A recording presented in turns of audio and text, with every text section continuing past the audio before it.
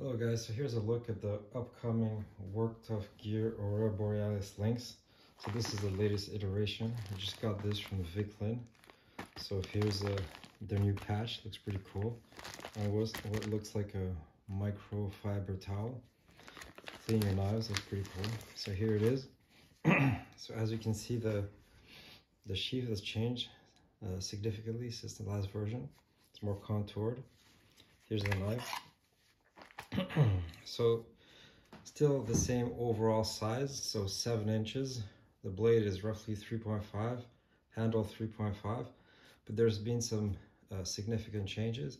Previously we used AUS8 stainless steel. Now we went for the Bowler N690.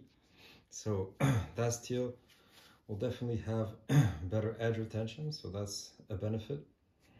Here we also went with a thinner stock. So instead of 4 millimeters, we went with 3 millimeters. So that should make for definitely a better slicer. So let's just compare it to the older versions here. So let me pull this out here. This is perhaps one of my most used knives.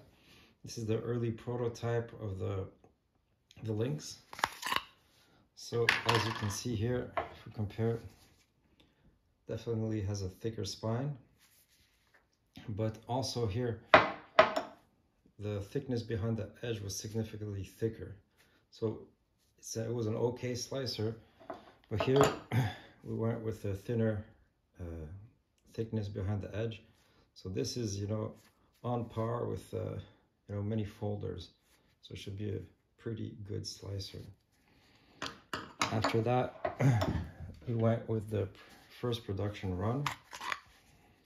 So very similar to the prototype, but here we refined the edge a bit. So it's in between the prototype and the latest version of the Lynx. So again, if you want to look at the spine. So I wear large size gloves. So you can see the handle is not huge for sure, but that's by design. The idea was to keep this knife as compact as possible, so you could easily carry it in the pocket or in a cargo pocket.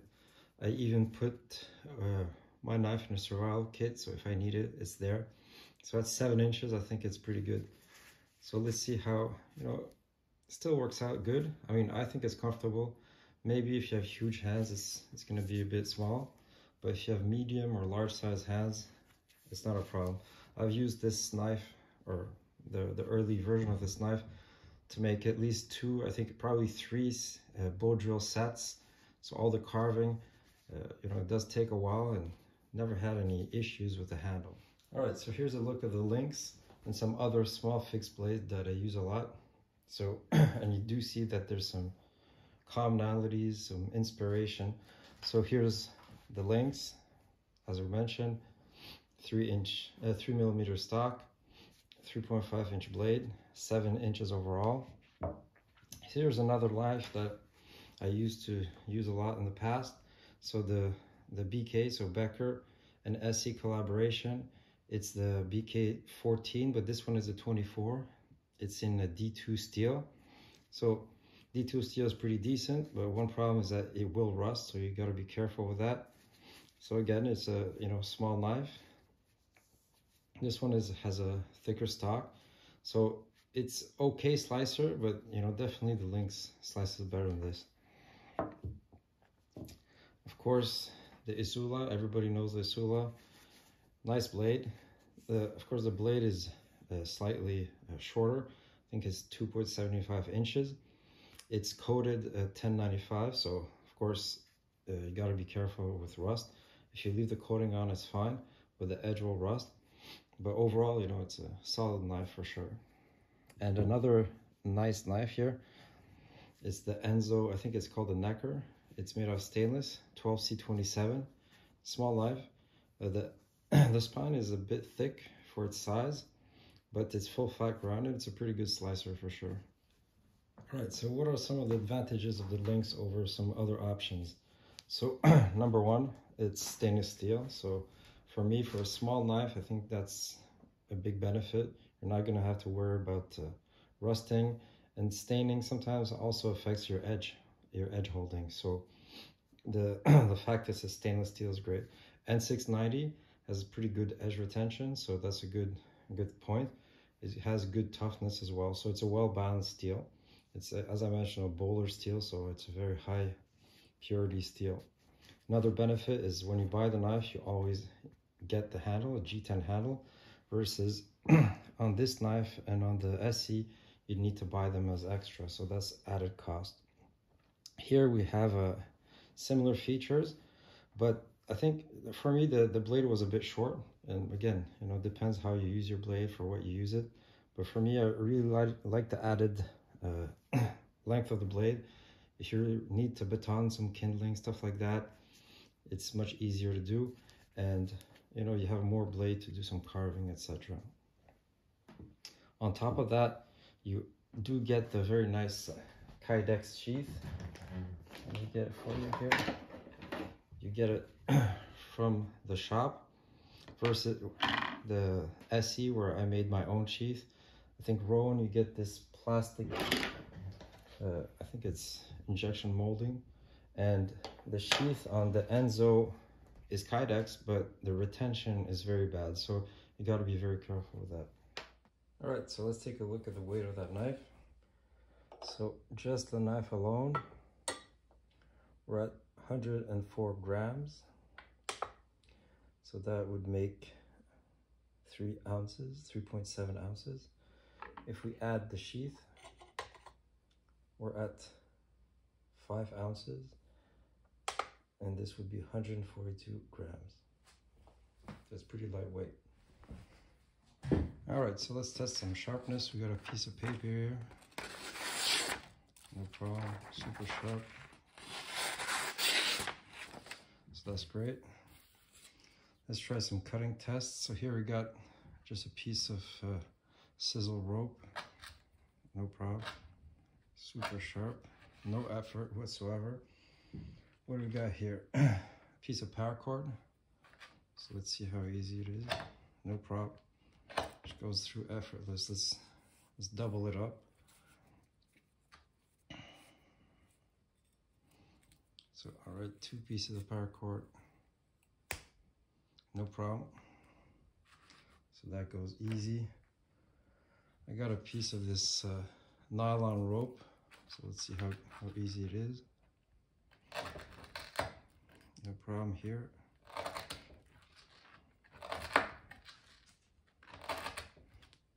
Easy. Found this as well. So I think this is some more reinforced type of nylon. No problem. It goes through super quickly. And here, some thicker rope. You know, rope that I use to tie my canoe. So let's give it a shot here. No problem. Super easy.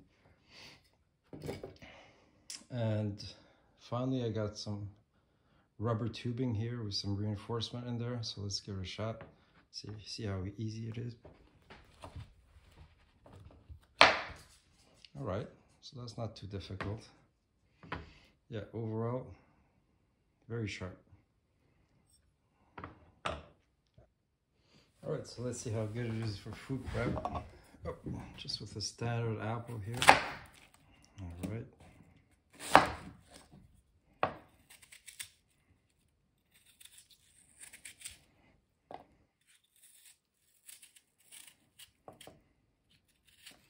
So it's easy to make some thin slices.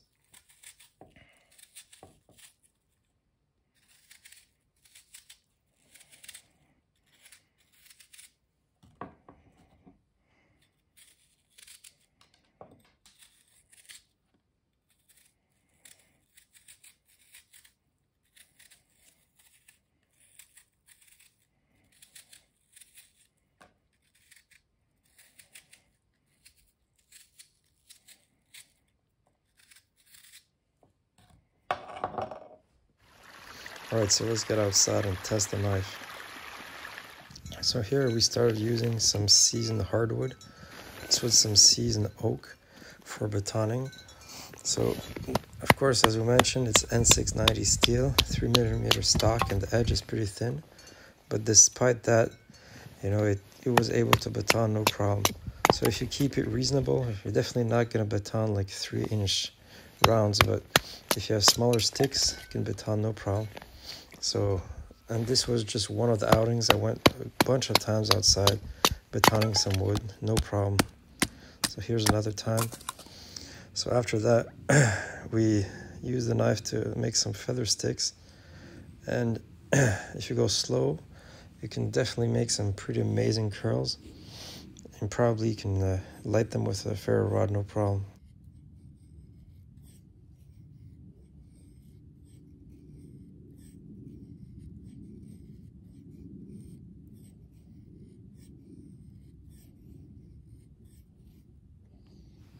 So here you go, those are super fun curls. So also very easy to do notches and carve wood with this knife. Again, I've been using the other one, the older generation one, to make some bow drill kits, and it works very easy for that. And of course, like all other Worktuffgear knives, it has a sharp 90-degree spine, so you could definitely use it to strike a ferro rod and light a fire that way. So here you go.